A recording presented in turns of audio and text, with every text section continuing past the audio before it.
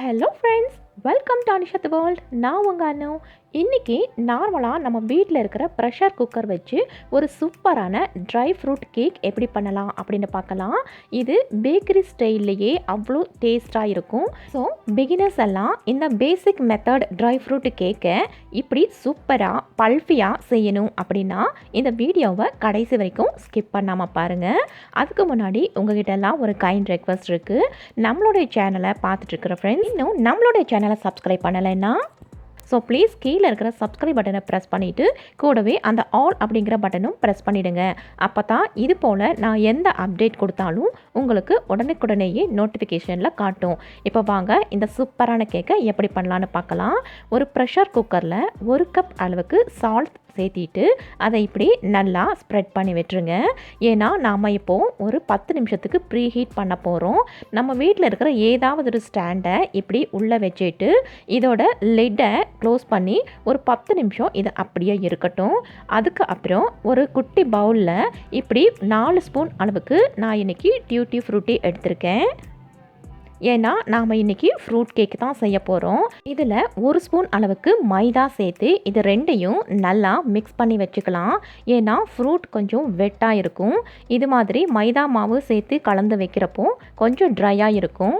இதை இப்போ நாம் யூஸ் பண்ணிக்கிறது இல்லை, கடைசியாக தான் நம்மளுடைய கேக் பேட்டரில் சேர்த்திக்க போகிறோம். ஸோ இப்போ இதை எடுத்து தனியாக வச்சுக்கலாம். அடுத்து ஒரு எம்டி பவுலில் இந்த கேக்குக்கு இன்றைக்கி நான் 2 முட்டை யூஸ் பண்ணிக்கிறேன். ஸோ 2 முட்டையை உடச்சி ஊற்றியாச்சு. இப்போ இதில் 1/2 கப் அளவுக்கு பவுடர் சுகர் சேர்த்திருக்கேன். இது மிக்சியில் நல்லா கிரைண்ட் பண்ணிவிட்டு அதுக்கப்புறம் இது கூட சேர்த்து நல்லா பீட் பண்ணுங்கள். இன்றைக்கும் நாம் எலக்ட்ரிக் பீட்டர் யூஸ் பண்ணிக்கல, சாதாரண வீட்டில் இருக்கிற விஸ்கில் தான் யூஸ் பண்ணுறோம். ஸோ இப்படி பவுடர் சுகர் சேர்த்துனதுக்கப்புறம் நான்ஸ்டாப்பாக ஒரு 2-3 மினிட்ஸுக்கு இப்படி பீட் பண்ணிகிட்டே இருங்க. அவ்வளோதான். இந்த ஸ்டேஜில் இப்போ இது கூட 1/2 கப் அளவுக்கு நான் இன்றைக்கி ஆயில் சேர்த்திருக்கேன். நீங்கள் ஆயிலுக்கு பதிலாக பட்டரும் ஆட் பண்ணிக்கலாம். ஆயில் சேர்த்துனதுக்கப்புறம் இதையும் நான்ஸ்டாப்பாக ஒரு 5 மினிட்ஸுக்கு இப்படி பீட் பண்ணிகிட்டே இருங்க. கடைசியாக நம்மளுக்கு பல்ஃபியாக ஒரு சூப்பரான க்ரீமி டெக்ஸ்சர் கிடைக்கும். அது வரைக்கும் இப்படி பீட் பண்ணிக்குவோம். ஸோ இப்போ பாருங்கள், இந்த ஸ்டேஜில் நாம் ஸ்டாப் பண்ணிக்கலாம். ஒரு சல்லடை வச்சுக்கிட்டு இதில் 1 கப் அளவுக்கு மைதா மாவு எடுத்திருக்கேன், 1 ஸ்பூன் அளவுக்கு cornflour, 1/2 spoon milk powder, 1/2 spoon baking powder. இது எல்லாத்தையும் இப்படி நல்லா சலிச்சுக்கலாம். திப்பி இல்லாமல் இருந்தால் தான் கேக் நல்லா சாஃப்டாக வரும். ஸோ இதை இப்படி மிக்ஸ் பண்ணிக்கலாம். இந்த முட்டையோட இந்த மாவு ஐட்டம் எல்லாம் நல்லாவே இப்படி கலந்து விட்டுருங்க. கலந்ததுக்கப்புறம் இது ஒரு மாதிரி கெட்டியான கன்சிஸ்டன்சியில் வரும். ஸோ இப்போது இந்த ஸ்டேஜில் இது கூட 1/2 கப் பால் நாம் சேர்த்திக்கலாம். முதல்ல 1/4 கப் பால் சேர்த்திட்டு இதை நல்லா ஒரு மிக்சிங் கொடுத்துட்டு ஒரு கன்சிஸ்டன்சிக்கு வந்ததுக்கு அப்புறம் மிச்சம் இருக்கிற 1/4 கப் பாலையும் இது கூட ஆட் பண்ணி நாம் இப்படி நல்லா கலந்து வச்சிடணும். இந்த ஸ்டேஜில் கூடவே 1/2 ஸ்பூன் அளவுக்கு வெனிலா எசன்ஸ் சேர்த்திக்கங்க. இப்படி கலந்ததுக்கப்புறம் ஃபைனலாக இப்படி ஒரு பேட்டர் நம்மளுக்கு கிடைக்கும். இந்த கன்சிஸ்டன்சியில் இருக்கணும். ஃபைனலாக நம்ம ரெடி பண்ணி வச்சுருந்த டூட்டி ஃப்ரூட்டியை இது கூட ஆட் பண்ணி இதையும் ஜென்டிலாக இப்படி ஒரு மிக்சிங் கொடுத்துக்கலாம். ஆல்ரெடி சொன்னது போல் கேக் ரெசிபி ட்ரை பண்ணணும் அப்படிங்க நினைக்கிற பிகினர்ஸ்க்கு இது கண்டிப்பாக யூஸ்ஃபுல்லான ஒரு பேசிக் மெத்தட் கேக். இது கரெக்டாக வந்தால் இனி எந்த கேக்கையும் அசால்ட்டாக செய்யலாம். நல்லா கலந்தாச்சு. இப்போ நம்மளுடைய கேக் பேட்டர் ரெடி. இதை தனியாக வச்சுக்கிட்டு ஒரு கேக் ட்ரே எடுத்துக்கலாம்.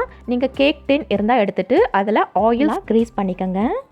வீட்டில் இருக்கிற எந்த பாத்திரமாக இருந்தாலும் கூட நீங்கள் எடுத்துக்கலாம். இப்படி ஒரு பட்டர் ஷீட் இருந்தால் உள்ளே வச்சுக்கோங்க. இதுலேயும் ஆயில் நல்லா க்ரீஸ் பண்ணிக்கலாம். பட்டர் ஷீட் இல்லை அப்படின்னா கொஞ்சமாக மாவு தூவிட்டு அதையும் ஸ்ப்ரெட் பண்ணிவிட்டு நாம் ரெடி பண்ணி வச்சுருந்த பேட்டரை உள்ளே இப்போ ஆட் பண்ணிக்கலாம். இதில் ஏர் பபிள்ஸ் வராமல் இருக்க ஒரு 2-3 டைம்ஸ் இப்படி நல்லா தட்டி விட்டுருங்க. அப்புறம் டெக்கரேஷனுக்காக மேலே கொஞ்சமாக மிச்சம் இருக்கிற டியூட்டி ஃப்ரூட்டிகளை நான் ஆட் பண்ணிக்கிறேன். அவ்வளோதான், இப்போ ரெடி ஆகிடுச்சு. இதை நாம் 10 மினிட்ஸ் ப்ரீ ஹீட் பண்ணி வச்சுருந்தோம் இல்லைங்களா, அந்த குக்கரில் உள்ளே வச்சிடலாம். இப்படி குக்கருக்குள்ளே வச்சதுக்கு அப்புறம் இப்போது கேஸ்கட் போடாமல் குக்கர் மூடியை நாம் க்ளோஸ் பண்ணிக்கலாம். இதில் கேஸ் கட்டும் போடக்கூடாது, விசிலும் போடக்கூடாது. கரெக்டாக ஒரு 40 மினிட்ஸ் இது சிம்லேயே நல்லா பேக் ஆகும். ஸோ அது வரைக்கும் வெயிட் பண்ணுவோம். 40 மினிட்ஸ்க்கு அப்புறம் பாருங்கள், சூப்பராக நம்மளுடைய கேக் உப்பி வந்திருக்கு. இதை இப்படி ஒரு ஸ்டிக்னால் குத்தி பார்த்திங்கன்னா ஒட்டாமல் வந்ததுன்னா நம்மளுடைய கேக் செம்மையாக ரெடி ஆகிடுச்சு. இதை இப்போ தனியாக எடுத்து கொஞ்ச நேரம் சில் பண்ணிக்கலாம். அப்புறம் ஒரு பிளேட் வச்சுட்டு இப்படி தலைகீழாக நீங்கள் கமுத்தி விட்டிங்கன்னா ஈஸியாகவே அது ரிலீஸ் ஆகிடும். ஓரங்களில் ஒட்டவே ஒட்டாது. பாருங்கள், சூப்பராக நம்மளுடைய கேக் ரெடி ஆகிடுச்சு. இப்போ நாம் அடியில் வச்சுருந்த அந்த பட்டர் ஷீட்டை ரிமூவ் பண்ணிடலாம்.